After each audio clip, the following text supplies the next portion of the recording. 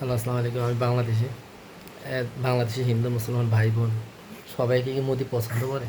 অবশ্যই না। কিন্তু মোদি আমাদেরকে একটা জিনিস মানে খুবই ভয় পায়। সেটা আমাদেরকে ভয় পায় না, অ্যাজ এ বাংলাদেশি হিসেবে আমাদেরকে তারা ভয় পায় না। কিন্তু মোদি সরকার একটা জিনিসকে ভয় পায়, সেটা হচ্ছে একটা কিওয়ার্ড। যারা আইটি লাইনে জব করেন, যে কিওয়ার্ডটা খুব ইম্পর্টেন্ট আপনার জিনিসটা প্রচারের জন্য। যে কোনো জিনিস প্রচারের জন্য বা ডিজিটাল মার্কেটিংয়ের ব্যাপারে কিওয়ার্ডটা খুব মাঝে মাঝে ইম্পর্টেন্ট। মাঝে মাঝে না, সবসময় ইম্পর্টেন্ট। এখন ভারতের এই আন্দোলনের একটা কিওয়ার্ড ভারতের মধ্যে ঢুকে যাওয়ার সম্ভাবনা খুবই বেশি।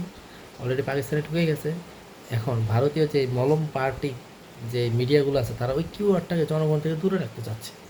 কিন্তু ইন্ডিয়াতে এটা সম্ভব না, কারণ ইন্ডিয়া এই কিওয়ার্ডের মধ্যেই তার জন্ম। তার রন্ধে রন্ধে এই কিওয়ার্ড করতেছে, রন্ধে রন্ধে তার রঙে রঙে পন্দে পন্দে মাথায় ব্যথায় পিঠে সব জায়গায় এই কিওয়ার্ড চলমান। এই কিওয়ার্ডটা হচ্ছে বৈষম্য।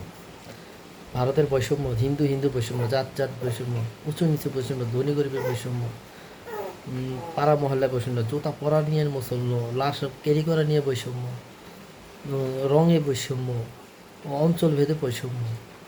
এই বৈষম্যের মধ্যে ইন্ডিয়াটা দাঁড়িয়ে আছে। এর মধ্যে মোদী সরকার শুধু হিন্দুদেরকে প্রায়োরিটি দেওয়ার কারণেও যে আদার্স যে উঁচু নিম্ন নিম্ন জাতের যে হিন্দুগুলো, তাদের সাথে তাদের বৈষম্য।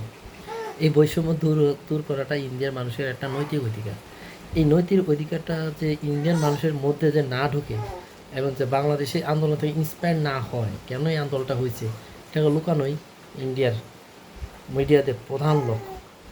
এই মিডিয়াগুলোর কাজ হচ্ছে যে ফারাক্কাবাদের মতো যেমন আমাদের পানিটা আটকে রাখছে, এবার জন্য আমাদের যে বৈষম্য বিরোধী যে আন্দোলনের যে বার্তাটা, এটা যে ইন্ডিয়ার সাধারণ জনগণের কাছে, যারা বঞ্চিত, তাদের কাছে যে না যায়, এটাই মোদি মিডিয়ার প্রধান লক্ষ্য। আপনারা সবাই বুঝতে পারছেন কিওয়ার্ডটা কি? বৈষম্য। আমরা চাই ইন্ডিয়ানরাও আমাদের মতন সকল ধরনের বৈষম্য থেকে মুক্তি পাক। সবাইকে ধন্যবাদ, ভালো থাকবে।